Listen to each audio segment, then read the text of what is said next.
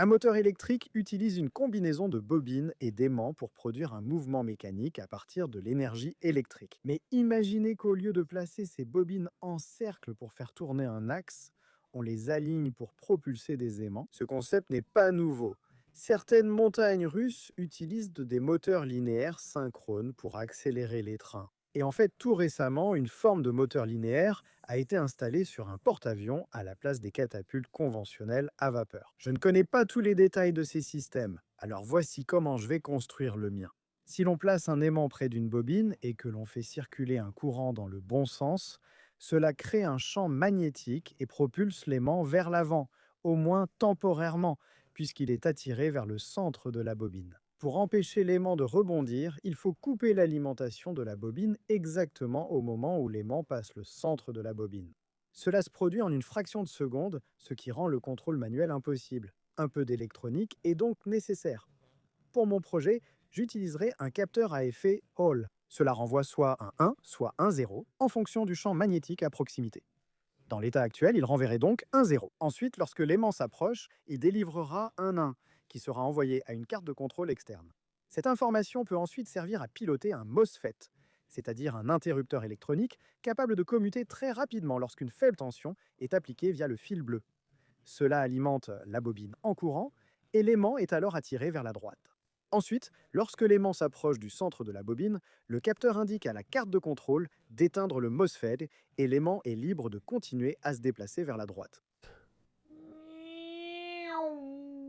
Construisons des électroaimants en enroulant ce fil en bobine et en y faisant passer du courant pour créer un champ magnétique.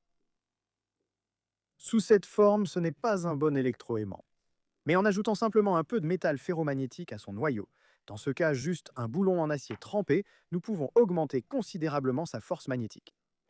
Nous pouvons ensuite utiliser un support imprimé en 3D pour le fixer à un profilé en aluminium servant de rail de guidage pour nos lancements.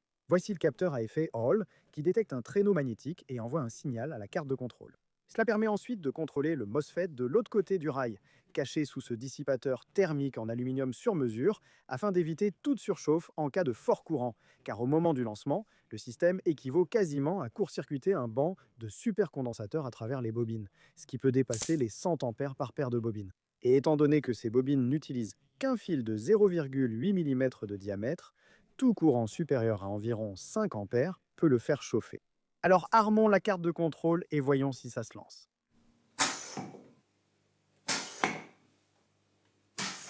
Heureusement, le chariot passant très vite, les bobines ne supportent un courant élevé que très brièvement. Mais j'ai quand même programmé une limite de temps de sécurité pour mettre le lanceur en mode veille au cas où le chariot resterait bloqué, ce qui maintiendrait les bobines sous tension et les ferait fondre. Maintenant, contrairement à un lance-pierre, je ne peux pas simplement augmenter la distance entre les électroaimants et le chariot, car le champ magnétique diminue fortement avec la distance. Pour faire accélérer ce chariot, il faut augmenter le nombre de bobines le long du rail pour qu'il soit constamment tiré vers l'avant par un champ magnétique proche. Alors, prenons ce lanceur fonctionnel et multiplions-le, disons, par 20.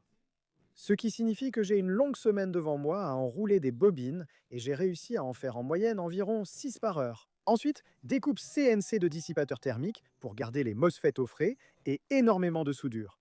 Ce qui, comme vous pouvez le voir, est devenu un vrai cauchemar de câblage. Petite anecdote amusante, cependant, avec plus de 80 tours de fil par électroaimant, il y a 3200 bobines sur cet engin, ce qui valait vraiment l'effort.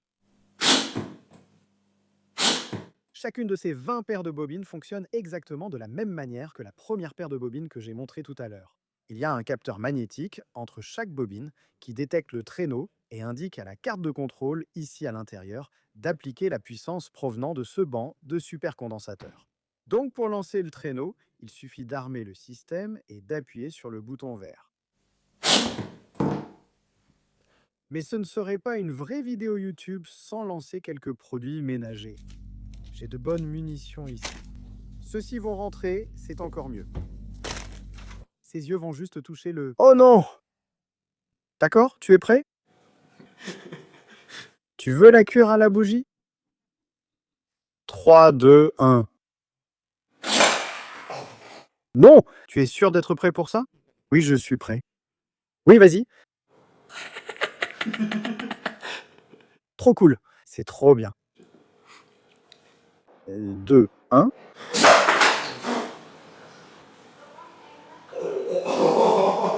C'est trop bien. 2, 1. Ça va être génial. Ça va être génial.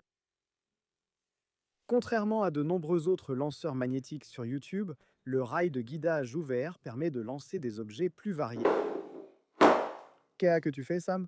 Concorde Mark II. Concorde Mark II, place-le sur la rampe.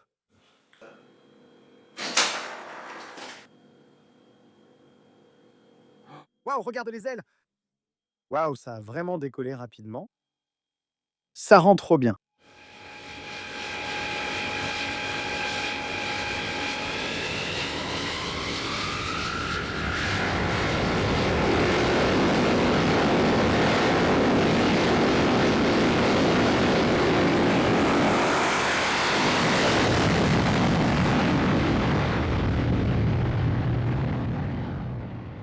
Il y a quelque chose de vraiment satisfaisant à voir, un chariot accéléré le long d'un rail de guidage sans rien toucher d'autre que la friction du rail, le tout propulsé par l'attraction magnétique. Mais en dehors du fait qu'il s'agit probablement du lanceur d'avion en papier le plus complexe et le plus coûteux, parlons de ses performances. Il accélère le chariot magnétique de 5 grammes à environ 11 mètres par seconde, ce qui peut sembler peu rapide, mais cette vitesse est atteinte en un peu plus d'un dixième de seconde.